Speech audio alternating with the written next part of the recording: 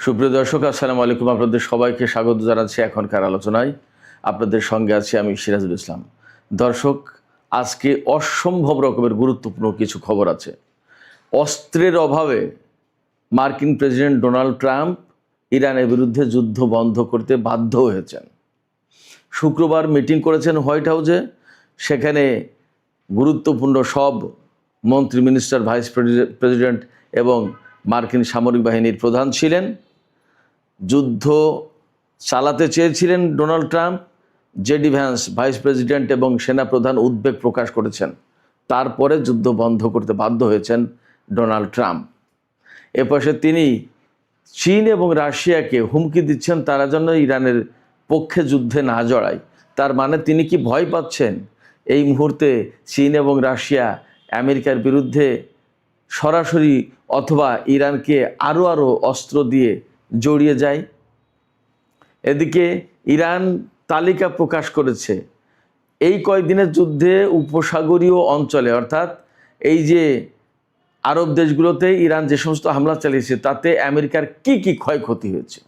শুধু তাই না, আইআরজিসির মুখপাত্র ব্রিগেডিয়ার জেনারেল মোহেবি তিনি জানিয়েছেন এই কয়েকদিনের যুদ্ধে ইরানের হামলায় 200-র বেশি মার্কিন সেনা নিহত হয়েছে। জেনারেল মোহেবি বলেছেন যে আমাদের কথা যদি বিশ্বাস না হয় তাহলে মার্কিন সরকার সাংবাদিকদেরকে আমন্ত্রণ জানাক, উপসাগরীয় দেশগুলোতে কী ধরনের ক্ষয়ক্ষতি হয়েছে দেখাক। সুপ্রিয় দর্শক, আমি আপনাদেরকে ক্ষয়ক্ষতির পুরো তথ্য আমি আজকে আপনাদেরকে জানাবো। এপাশে ইরান ঘোষণা দিয়েছে তাদের হাতে 50,000 খাইবার শেখার ক্ষেপণাস্ত্র আছে, যেটা হাইপারসনিক ক্ষেপণাস্ত্র, যার গতি প্রতি ঘন্টায় 19,500 কিলোমিটার। আর পাল্লা, সেটা বিস্তারিত তথ্য জানাচ্ছি। ইসরায়েল বলেছে যে আমেরিকা যুদ্ধ বন্ধ করে যে কূটনৈতিক তৎপরতা চালাচ্ছে ইরানের সাথে, এই কূটনৈতিক তৎপরতা ব্যর্থ হবে এবং এখন যুদ্ধ বন্ধ করলেও মার্কিন প্রেসিডেন্ট ডোনাল্ড ট্রাম্প আবার ইরানের বিরুদ্ধে বড় যুদ্ধ শুরু করতে বাধ্য হবেন। তার মানে ইসরায়েলের পক্ষ থেকে কিন্তু একটা উস্কানি আছে। এপাশে ইরান জানিয়েছে আমেরিকা এরই মধ্যে 3 দফা প্রস্তাব দিয়েছে যুদ্ধবিরতির জন্য 3টা দেশের মাধ্যমে। ইরান প্রত্যেকটা প্রস্তাব নাকচ করে দিয়েছে। এই 3 দেশ কারা কারা কারা ইরানের কাছে আমেরিকার পক্ষ থেকে যুদ্ধবিরতির প্রস্তাব নিয়ে গেল, এই সমস্ত তথ্য আজকের বিস্তারিত আলোচনায় জানাবো। দর্শক, আপনারা শুধু সঙ্গে থাকুন। আর ভিডিও ভালো লাগলে লাইক, কমেন্ট, শেয়ার করবেন এবং চ্যানেলটি সাবস্ক্রাইব করে সাথেই থাকবেন। দর্শক, চলুন বিস্তারিত আলোচনা করি। একদম শুরুতেই বলেছিলাম মার্কিন প্রেসিডেন্ট ডোনাল্ড ট্রাম্প গত 2 দিন, অর্থাৎ মার্কিন বাহিনী গত 2 দিন ইরানের বিরুদ্ধে কোনো যুদ্ধ করছে না। একেবারে হঠাৎ করে কি হয়ে গেল? চুপ কেন তারা? আমি নিজেও খুঁজছিলাম যে ব্যাপারটা কি, যুদ্ধ নেই কেন, তারা চুপ হয়ে গেল কেন? কিন্তু শেষমেশ তথ্য এসেছে। মার্কিন গণমাধ্যম Axios, new York Times, CNN সবাই বলছে একই কথা। অস্ত্রের অভাবে, গোলা বারুদের অভাবে ডোনাল্ড ট্রাম্প আর ইরানের বিরুদ্ধে এই মুহূর্তে যুদ্ধ করতে চাইছেন না। এতটাই কমে গেছে যে অল্প কিছুদিনের ভিতরে তার টোটাল ভান্ডার ফুরিয়ে যাবে। নট অনলি দ্যাট, আমেরিকার কর্মকর্তারা বলছেন যে পেট্রিয়ট ক্ষেপণাস্ত্র ব্যবস্থার যে ইন্টারসেপ্টার এতটাই কমে গেছে যে মানে আর চলা সম্ভব না, আর 1-2 পা গেলেই শেষ। এর ভেতরে শুক্রবারে, আজকে তো রোববার, শুক্রবারে মার্কিন প্রেসিডেন্ট ডোনাল্ড ট্রাম্পের অফিসে, হোয়াইট হাউসের অফিসে মিটিংয়ে বসেছিলেন প্রেসিডেন্ট ডোনাল্ড ট্রাম্প, যুদ্ধমন্ত্রী Pete Hegseth, vice president JD Vance, সেনাপ্রধান ড্যান কেইন সহ সব গুরুত্বপূর্ণ মন্ত্রী কর্মকর্তারা। সেখানে ডোনাল্ড ট্রাম্প ইরানের বিরুদ্ধে বড় অভিযান চালানোর কথা বলছিলেন।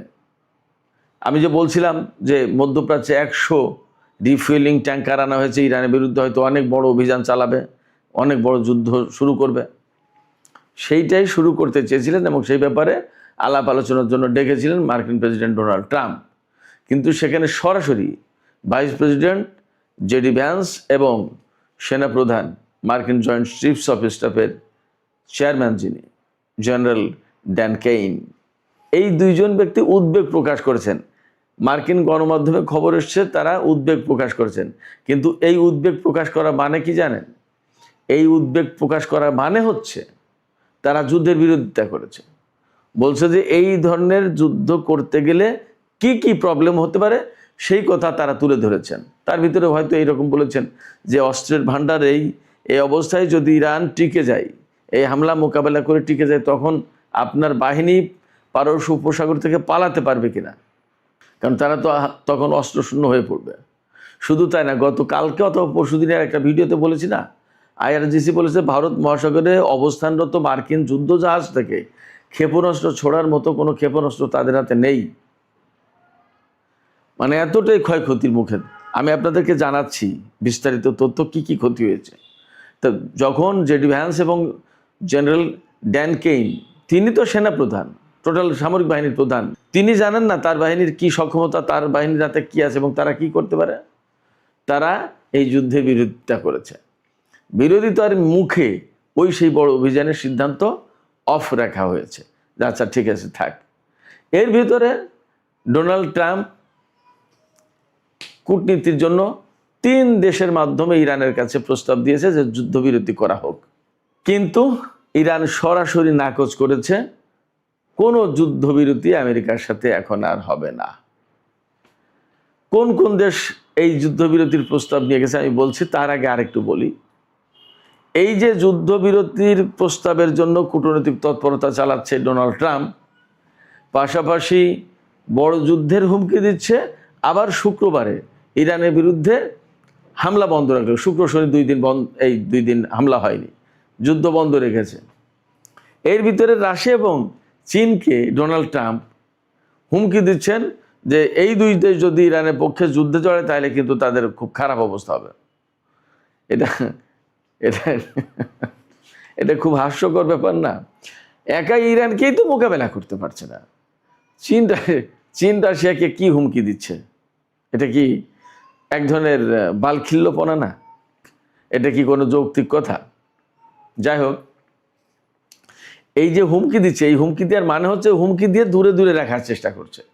কিন্তু দুনিয়ার মানুষ তো সবাই ডোনাল্ড ট্রাম্পের মতো এরকম মোটা বুদ্ধির লোক না। কিছু লোক তো আছে চিকন বুদ্ধির, যারা ডোনাল্ড ট্রাম্পের এই পলিটিক্স, এই কৌশল বোঝে না। তো আবার হতে পারে যে সত্যি সত্যি সে ডোনাল্ড ট্রাম্প ভয় পাচ্ছে যে যদি চীন এবং রাশিয়া এই মুহূর্তে জড়ায় যায় তাহলে আমার উপায় কি? ইরানকেই তো সামাল দেওয়া যাচ্ছে না, সেক্ষেত্রে চীন রাশিয়া জড়ালে উপায় কি? তার চেয়ে বড় কথা যে চীন রাশিয়াকে মোকাবেলা করার মতো তো কোনো অস্ত্রই নেই। তাহলে এই জায়গায় একটা কথা আমি বলে রাখি, ইউক্রেন এবং রাশিয়ার যে সিচুয়েশন চলছে তাতে এখন ইউক্রেন খুব বিপদে পড়ে যাবে মনে হচ্ছে, মোটামুটি বোঝা যাচ্ছে।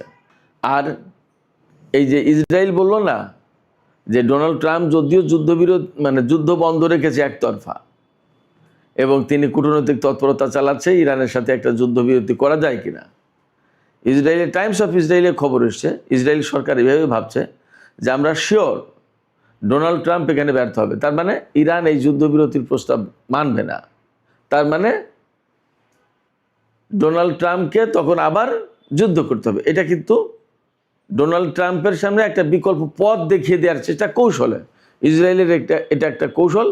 এটাকেই আপনারা সহজ ভাষায় উস্কানি বলতে পারেন, উস্কানি বলেন আর কৌশল পথ দেখিয়ে দেওয়ার ব্যবস্থা করে যে এই পথে যাও, যাই বলেন। তো এটা কেন করছে ইসরায়েল করছে এই কারণে, ইসরায়েল দেখছে যে আমেরিকার মতো শক্তিকে এইভাবে কোণঠাসা করে ফেলেছে ইরান। আমেরিকা যদি এখান থেকে যুদ্ধ না করে পিছিয়ে যাও মানে কি, তাহলে মধ্যপ্রাচ্যে এই ঘাঁটিগুলো নির্মাণ করতে পারবে না, এই ঘাঁটিতে সেনা থাকতে পারবে না এবং থাকার কোনো পরিস্থিতি থাকবে না। ইরান মধ্যপ্রাচ্যের শক্তিশালী মহাপরাক্রমশালী দেশ হিসেবেই এখানে টিকে থেকে মাথা উঁচু করে দাঁড়াবে এবং সে চলাফেরা করবে। তখন সবার জন্য বিপদ, আমেরিকার পক্ষে যারা। তাহলে কি করতে হবে?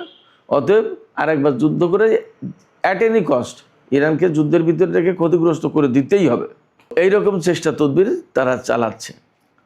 কেন চালাচ্ছে? তারা ভয় পাচ্ছে যে ইরান যদি টিকে যায়, আমেরিকা যদি হেরে যায়, তাহলে ইসরায়েলের অস্তিত্ব নিয়ে টানাটানি পড়বে।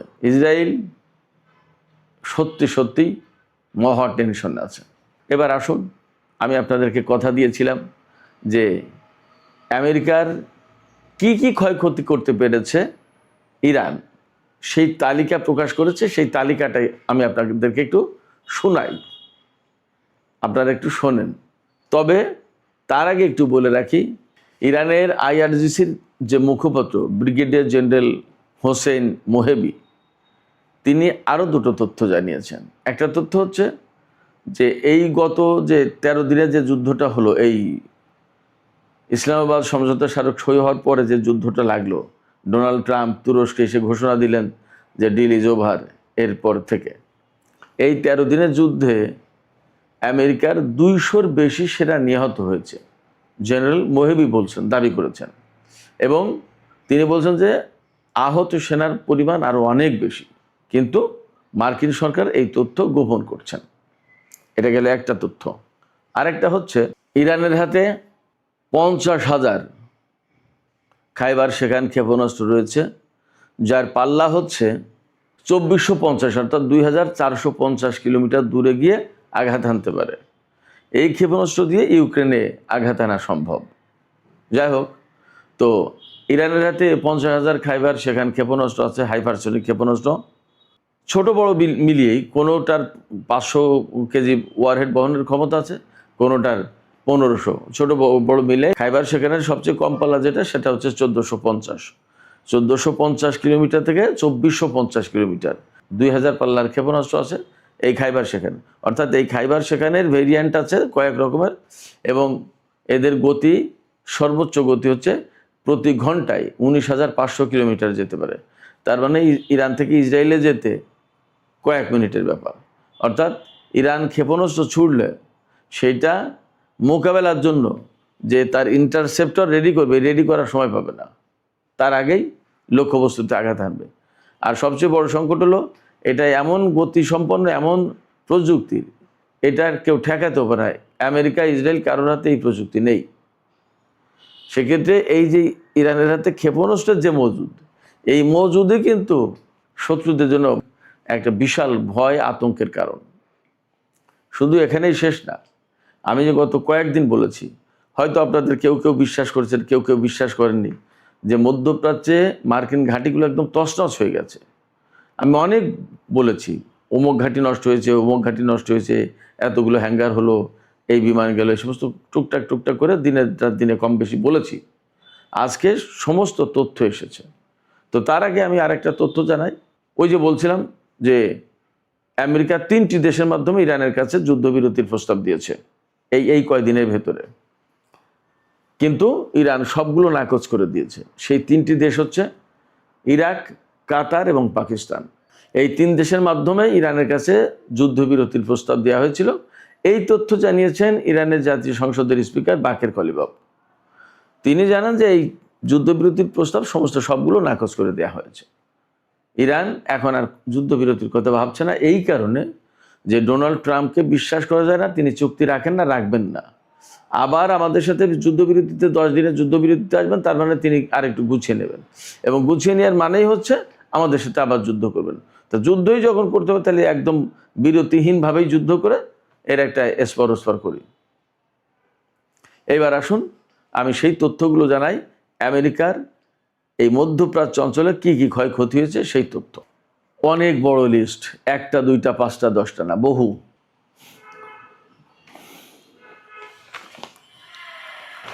আমি প্রথমে বিমান সংক্রান্ত খোঁজ খবর দিয়ে শুরু করি।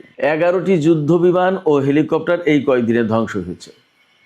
তারপরে 17টি গোয়েন্দা ও অপারেশনাল ড্রোন। হ্যাঙ্গারে থাকা একটি F-15 যুদ্ধ বিমান জর্দানে, আমি গত 2 দিন বা 3 দিন আগে বলেছিলাম। একটি P-8 বিমান সম্ভবত কমান্ড অ্যান্ড কন্ট্রোল সেন্টার হিসেবে কাজ করে, নজরদারিও চালায় সম্ভবত এটা। 8টি রিফুয়েলিং ট্যাঙ্কার, 8টি, 1টা 2টো না, আমি বলেছিলাম এর আগে। 4টি ভারী হেলিকপ্টার, 4টি, 6টি সংরক্ষিত ক্ষেপণাস্ত্র, সংরক্ষিত ক্ষেপণাস্ত্র বলতে আমি শিওর না, বাট 6টি সংরক্ষিত ক্ষেপণাস্ত্র বলেছে। 7টি কমান্ড অ্যান্ড কন্ট্রোল সেন্টার, 3টি স্যাটেলাইট যোগাযোগ ব্যবস্থা, 6টি পেট্রিয়ট ক্ষেপণাস্ত্র প্রতিরক্ষা ব্যবস্থা। এই পেট্রিয়ট কিন্তু শুধুমাত্র ক্ষেপণাস্ত্র না, ড্রোন, বিমান, সমস্ত সব কিছুকেই প্রতিরক্ষা অর্থাৎ ধ্বংস করতে পারে। 3টি আকাশ ও সমুদ্র নজরদারি এবং মনিটরিং রেডার, 8টি প্রাথমিক শনাক্তকরণ ও সতর্কীকরণ রেডার সিস্টেম, 7টি এয়ার মিসাইল ডিফেন্স সিস্টেমের রেডার, 3টি ইপিএস রেডার সিস্টেম, 5টি দীর্ঘ পাল্লার রেডার, অর্থাৎ এই রেডার দিয়ে সম্ভবত 5000 কিলোমিটার দূরের লক্ষ্যবস্তুও শনাক্ত করা যায়, কোথায় কি হচ্ছে না হচ্ছে সমস্ত সবকিছু দেখা যায়। 2টি এয়ার ডিফেন্স রেডার, 1টি কৌশলগত রেডার কমপ্লেক্স, 3টি সহায়তা ও লজিস্টিক কেন্দ্র, 12টি জ্বালানি সংরক্ষণ ট্যাঙ্ক অর্থাৎ তেল দেখার ট্যাঙ্ক 12টি, নৌযান অর্থাৎ যুদ্ধজাহাজ এবং বিমানের যন্ত্রাংশ, পার্টস অ্যান্ড স্পেয়ার এগুলো রাখার 17টি সংরক্ষণাগার, 17টি, 6টি ক্ষেপণাস্ত্র গুদাম, মিসাইল ডিপো 6টি, অর্থাৎ ভারত মহাসাগরের যুদ্ধজাহাজগুলোর মিসাইল যে কমে গেছে, ফুরিয়ে গেছে, কোথা থেকে এই ধ্বংস করে দিয়েছে। 6টি MQ-9 রিপার ড্রোনের হ্যাঙ্গার, 1টি F-15 যুদ্ধ বিমানের প্রস্তুতি শেড, অর্থাৎ যে শেডের নিচেই বিমান রেখে তাকে যুদ্ধের জন্য রেডি করা হয়, 1টি ড্রোন শেড, ড্রোনের হ্যাঙ্গার, যেখানে 8টি ব্র্যান্ড নিউ ড্রোন ছিল, সব শুদ্ধ ধ্বংস, 2টি কমান্ড সেন্টার, 1টি বিমানবাহী রণতরীর জ্বালানি সরবরাহের প্ল্যাটফর্ম, অর্থাৎ বিমানবাহী রণতরীতে জ্বালানি সরবরাহ করতে হবে এইরকম একটা প্ল্যাটফর্ম ধ্বংস করে দিয়েছে, 1টি P-8 বিমানের হ্যাঙ্গার, 4টি হাইমার্স ক্ষেপণাস্ত্র প্ল্যাটফর্ম ধ্বংস হয়েছে, 5টি যুদ্ধ বিমানের হ্যাঙ্গার, আগে বলেছি ক্ষেপণাস্ত্র হ্যাঙ্গার, 4টি পেট্রিয়ট ক্ষেপণাস্ত্র প্রতিরক্ষা ব্যবস্থা, 4টি পেট্রিয়ট ক্ষেপণাস্ত্র প্রতিরক্ষা ব্যবস্থার কমপ্লেক্স, 6টি ক্ষেপণাস্ত্র লঞ্চার প্ল্যাটফর্ম, 1টি জ্বালানি পাম্পিং স্টেশন, 2টি সিগন্যাল যোগাযোগ কেন্দ্র, 1টি গোয়েন্দা ডেটা সেন্টার, 1টি AI সেন্টার যেটা বাহরাইনে ছিল, অ্যামাজনের যে ডেটা সেন্টার এটা ধ্বংস হয়ে গেছে, 1টি রিমোট কন্ট্রোলড নৌযান সংরক্ষণ কেন্দ্র, অর্থাৎ এই নৌযান রিমোট কন্ট্রোলের মাধ্যমে কন্ট্রোল করা যায়, এইরকম একটা সংরক্ষণ কেন্দ্র ধ্বংস হয়ে গেছে, 4টি যুদ্ধ বিমানের হ্যাঙ্গার ধ্বংস হয়েছে, 6টি বিমান উড্ডয়ন এবং পার্কিং র্যাম্প এই মোটামুটি ধ্বংস হয়েছে। তাহলে ইরাক, কুয়েত, বাহরাইন, কাতার, সংযুক্ত আরব আমিরাত, সৌদি আরব এবং জর্দানের আমেরিকার আসলে বাকি আছে কি? এবং ইসরায়েলে যে যুদ্ধ বিমান নিয়ে যাওয়ার কথা আমি বলেছিলাম, আরও কয়েকদিন আগে খবর দিয়েছিলাম, রিফুয়েলিং ট্যাঙ্কার ইসরায়েলে রাখছে, কেন রাখছে? আগেই বলেছিলাম যে হয় মধ্যপ্রাচ্যের ঘাঁটিগুলোতে রাখার মতো অবস্থা নেই, ওখানে নিয়ে গেছে, নিতে বাধ্য হয়েছে, অথবা ইরানের উপরে ব্যাপক হামলা চালাবে, তাই দুটোই সত্য। মধ্যপ্রাচ্যের ঘাঁটিগুলো তো ধ্বংস, এখানে রাখার মতো জায়গা নেই, এটা একটা ব্যাপার। আর একটা ব্যাপার, ইরানের বিরুদ্ধে তারা মরণ কামড় দিতে চায়, যে এত যুদ্ধ করেও পারছি না, একবার শেষ করে দেবে ইরানকে, এইভাবে দিতে চাই। কিন্তু আসলে মার্কিন প্রশাসন যতই যায় কিছু করুক না কেন, তারা ইরানকে পরাজিত করতে পারবে না। এখন সবচেয়ে বড় সংকটে পড়েছে যেটা, দুটো, একটা হচ্ছে আমেরিকার অস্ত্র তো প্রায় শেষ, এই অস্ত্রের অভাবে অ্যাকচুয়ালি যুদ্ধ বন্ধ করে দিতে বাধ্য হলো, কারণ তার মিনিমাম যে একটা লেভেলের অস্ত্র থাকতে একটা দেশের নিরাপত্তার জন্য, সেই লেভেলের নিচেই নেমে গেছে। অতএব এখন তার আর যুদ্ধ করার মতো অবস্থা নেই, এটা গেলে একটা বিষয়। আর একটা বিষয়, আমেরিকার হাতে যে কৌশলগত, অর্থাৎ একদম বিপদের দিনে যেটুকু তেল রাখতে হয় তারও নিচেই সবচেয়ে কৌশলগত তেলের মজুদ 1983 সালে কমে গেছিল, 1983 সালের লেভেলে পৌঁছেছে এবার। তেলের মজুদও তার হাতে শেষ, আর কয়েকদিন যেতে পারে বড়দের, তারপরে কি হবে? এবং যা পরিস্থিতি, আগামী কয়েকদিনের ভিতরে বিভিন্ন অঙ্গন থেকে ফোরকাস্ট দেওয়া হচ্ছে যে তেলের ব্যারেল $124 পৌঁছাবে। $124 তো সামান্য। এই বাব আল মানদেব প্রণালী এবং হরমুজ প্রণালী যদি এইভাবে আটকে রাখে এবং যুদ্ধ যদি চলতে থাকে, তাহলে এই তেলের ব্যারেল $200 যাবে। তখন কি করবে? এই রকমের নানান রকমের সংকট আছে। এই প্রেক্ষাপটে ইরানের পক্ষ থেকে পরিষ্কার বক্তব্য হরমুজ প্রণালী তাদের কন্ট্রোলে থাকবে, এটা মেনে নিয়ে আমেরিকাকে মধ্যপ্রাচ্য থেকে সরতে হবে যুদ্ধ বন্ধ করে, তাহলে শান্তি, আদারওয়াইজ শান্তি নেই। তো সুপ্রিয় দর্শক, আজকের আলোচনা এখানেই শেষ করতে চাইছি। আলোচনা শেষের আগে আমি আপনাদেরকে বলি, আপনাদের মতামত জানতে চাই। এই যে আমেরিকা যুদ্ধবিরতি বন্ধ করতে বাধ্য হয়েছে, এটা কি কৌশলগত কারণে নাকি অস্ত্র শেষ হয়ে যাচ্ছে বিপদ সামনে সেই জন্য? কৌশলগত কারণ বলতে বোঝাচ্ছি যে ইরানের উপরে অনেক বড় ধরনের হামলা চালাবে, তার একটা প্রস্তুতি নিচ্ছে। আসলে কোনটা? আপনাদের মতামত জানিয়ে কমেন্টে লিখতে পারেন। আর ভিডিও ভালো লাগলে লাইক, কমেন্ট, শেয়ার করুন এবং চ্যানেলটি সাবস্ক্রাইব করে সাথেই থাকবেন। দর্শক, এখনকার আলোচনা এখানেই শেষ করছি। আপনারা সবাই অনেক অনেক ভালো থাকুন।